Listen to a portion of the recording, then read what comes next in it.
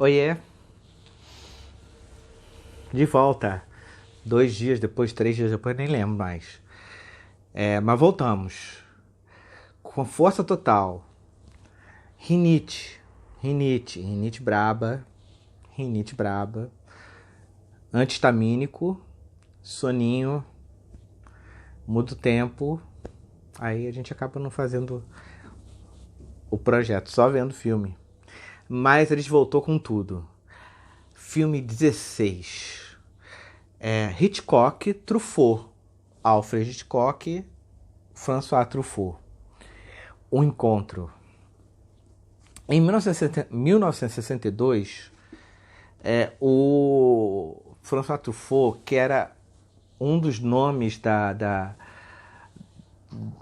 Nouvelle Vague, um dos nomes do cinema francês, naquele momento já um dos nomes do mundo do cinema mundial, muito jovenzinho, ele foi finalmente atrás de seu mestre, o Alfred Hitchcock. O que quer dizer como mestre?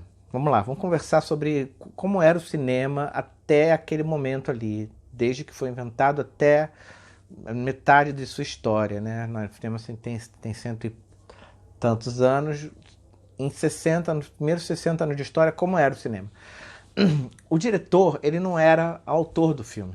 Ele só dirigia o filme. Era uma função como outra qualquer, como fotógrafo, como o roteirista. O roteirista também não era também autor do filme. Quem era autor do filme era o produtor. O produtor que falava, tô com uma ideia desse filme, quero fazer esse filme dessa forma, então vou contratar esse roteirista aqui, vou chamar ele e falar, quero que você escreva, eu vou falar aí, anota tudo que eu falar, quero que você escreva o que eu anotei. Então não tem um trabalho criativo de fazer, de escrever. Tem um filme maravilhoso sobre essa época, anos 30 de Hollywood, época de ouro, e como os roteiristas, mesmo talentosíssimos, não conseguiam colocar nada dentro do filme, porque era um trabalho braçal.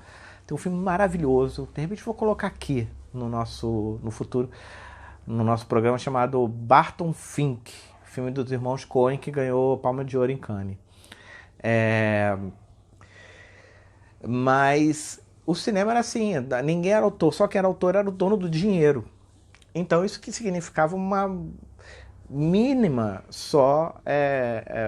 garantia de visões de mundo no cinema, né? Porque só quem fazia cinema, só quem mandava no cinema, mandava nas narrativas, desculpa, do cinema, era quem tinha dinheiro. Então só um grupo muito pequenininho de elite que dizia o que pensava sobre o mundo,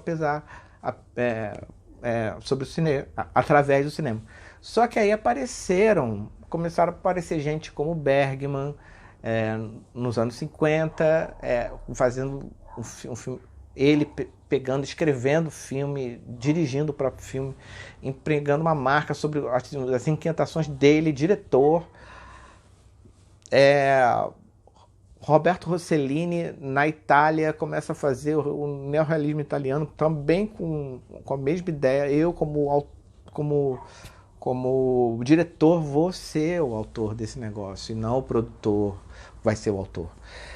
E aí o pessoal da Nouvelle Vague começou, eram todos garotos, ficavam assistindo o filme o dia inteiro, eram cinéfilos, nunca estudaram cinema, eram cinéfilos, fundaram uma revista que hoje é a revista mais famosa de cinema do mundo, chamada Cahiers du Cinéma.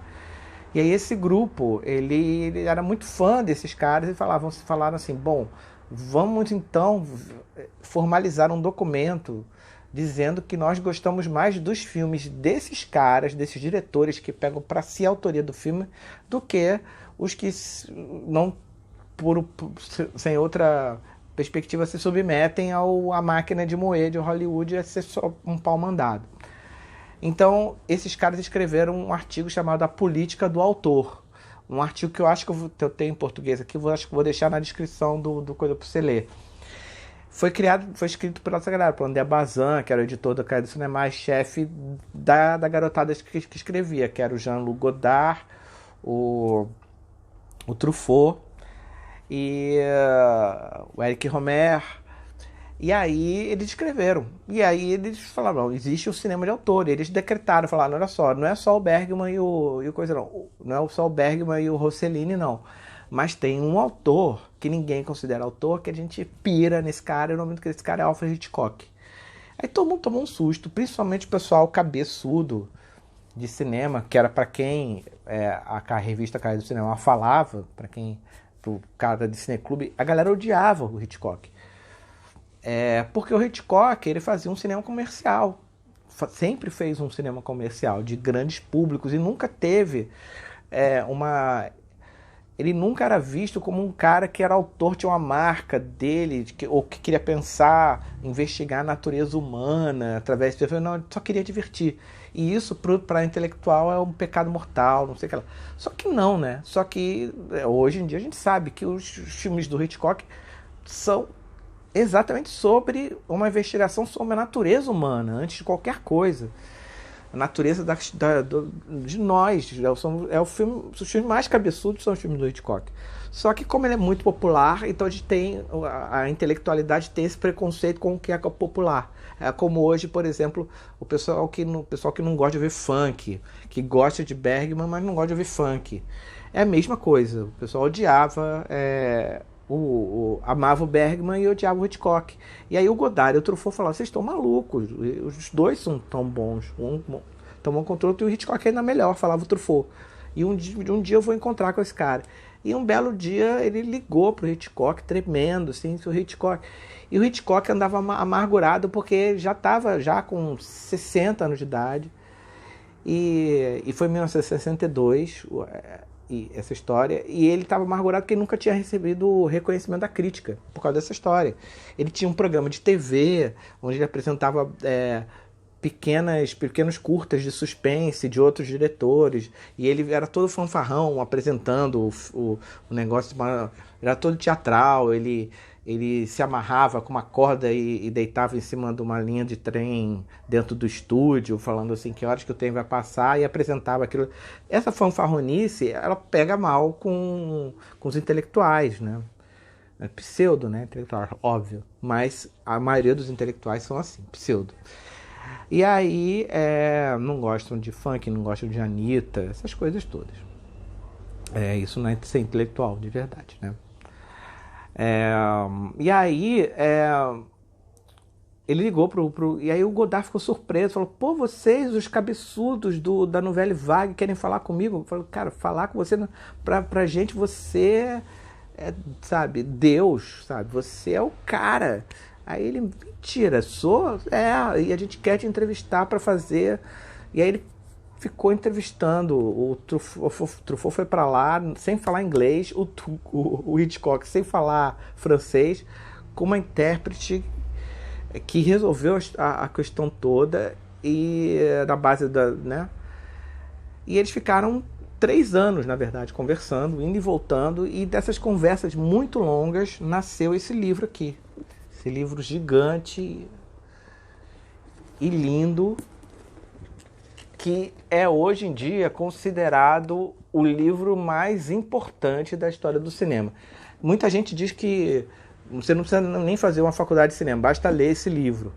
Mas eu acho que esse livro não é só uma aula de cinema, não. É também uma aula de vida, porque como o Hitchcock, eles começam a conversar, bater papo de botequim, que o Hitchcock está batendo com o Truffaut durante 3 anos. Eles estão falando sobre os filmes do Hitchcock, cada um deles. O Hitchcock filmava pra caramba, já tinha nessa altura aqui 50 filmes. Então eles falam em cada um deles e em cada cena também.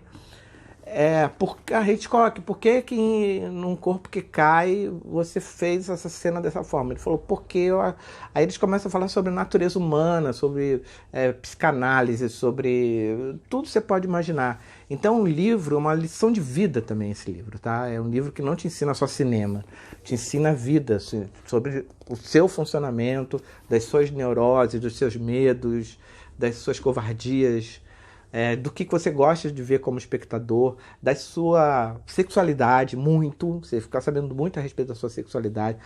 Infelizmente, você gostaria de saber menos. Depois que você lê o livro, você fala, o Hitchcock também. Quando você vê os filmes do Hitchcock, você fica sabendo mais da sua sexualidade do que você gostaria de saber. Então, os dois se encontram, fazem esse...